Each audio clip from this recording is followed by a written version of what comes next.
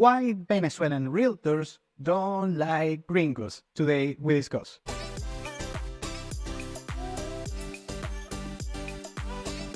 Welcome to Venezuela Insider, the only place in Venezuela for expats, digital nomads, entrepreneurs, investors, travelers, and related internationals. For more information, venezuelainsider.com. If you're savvy about Latin America, you might have heard the phrase gringo prices. And what gringo prices what does it mean?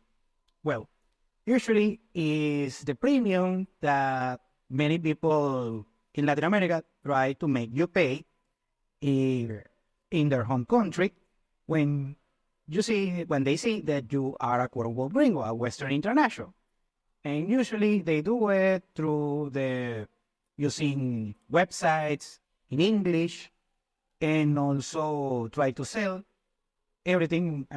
Could be just real estate, is used mostly on real estate, but also in other industries like leisure and hospitality, let's say a restaurant, a hotel, and so on, that they sell things at a premium just because you are an international, or they just have a business, let's say a particular restaurant or a particular hotel or resort, that they only cater towards quote-unquote gringos, internationals, and they sell at a premium price. And of course, this is compared with the purchasing power of a local on those particular markets.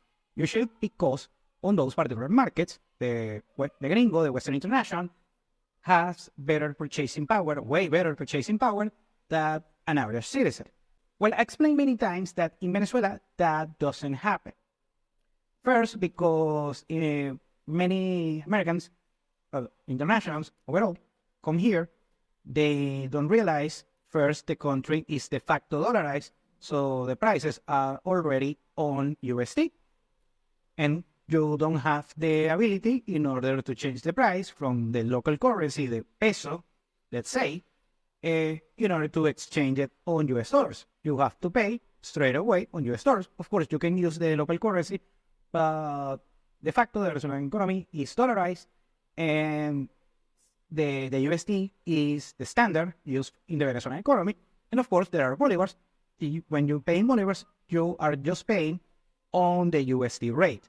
Now, regarding the subject of leisure and hospitality, and talking restaurants, hotels, entertainment, and so on, discretionary spending in Venezuela here is very particular because most of the restaurants, hotels, any amenity is catered towards the wealthy Venezuelan or the, let's say, high-end Venezuela, at least the high middle class.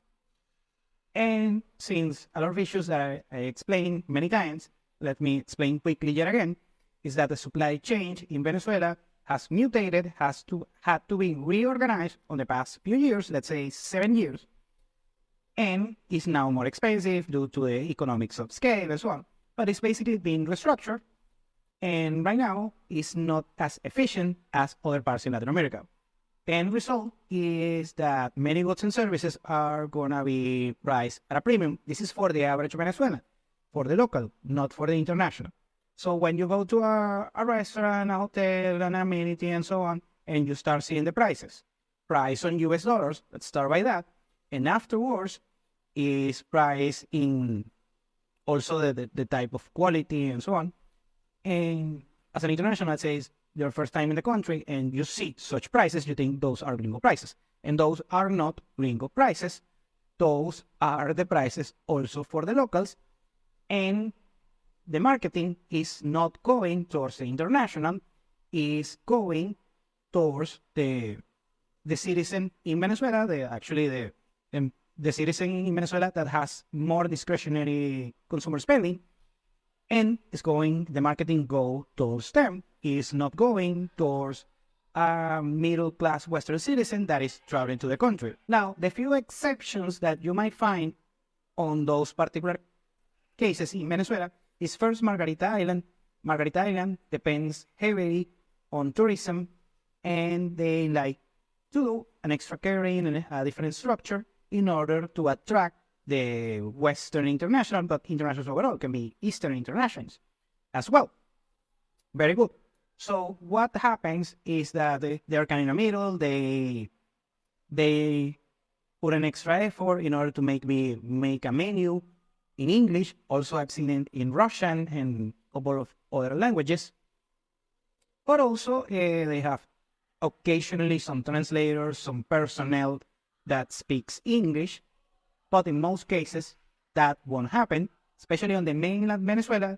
Most likely, it's going to be very difficult to find English-speaking waiter, and very hardly you might find a manager of an hotel, place like that. But the English level on the service sector is very bad. Most of the Venezuelans that speak good English fluently, usually they do it when they work on multinationals, on particular businesses. Now, the main question is why Venezuelan realtors don't like, let's say, the gringos, the international. Here's why. In Venezuela, it's pretty much not a mortgage market. So you have to pay the property straight up in cash. And now the properties, the reasonable properties that may worth your while start at $20,000. That's the price tag.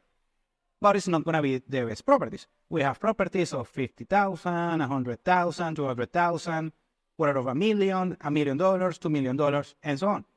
For instance, I just watched a listing of a warehouse close to Lecheria.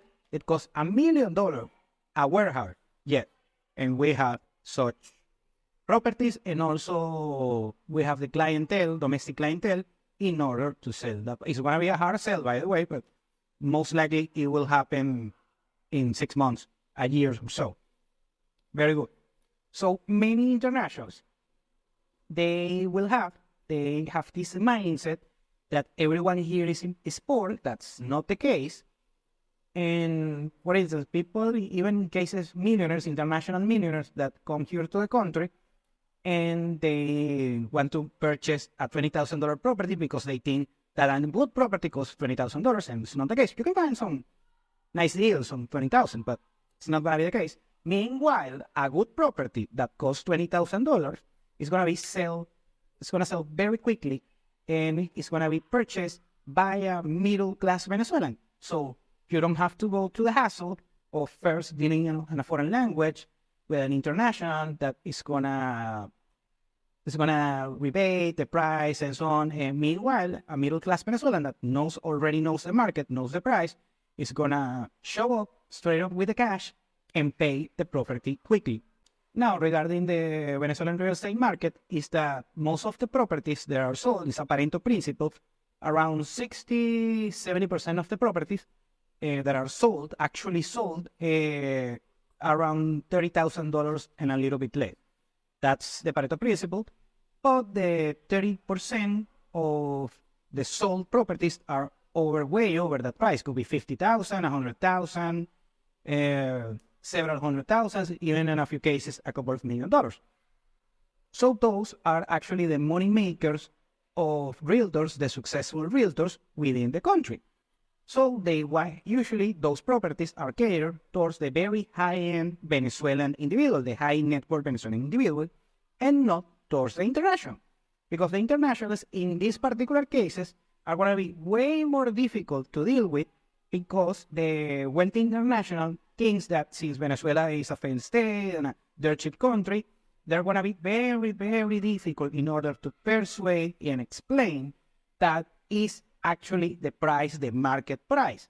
Meanwhile, the wealthy, sophisticated Venezuelan already knows this. It's not too much convincing. They know the market, at least the local market. They know the location. It's a luxurious, wealthy, aspirational property. I'm talking the high-end properties. It's not at much of a sale. It's just a process of finding a handful of properties that serves a particular need for sophisticated Venezuelan, and when they found such property on a nice price on that particular bracket, the sale of the property is gonna take place. Other issue that you have to take into account is the mortgage market. Many internationals, when they are trying to look for a property within Venezuela, they always ask about mortgages and credits and so on. That those are pretty much not existent in the country.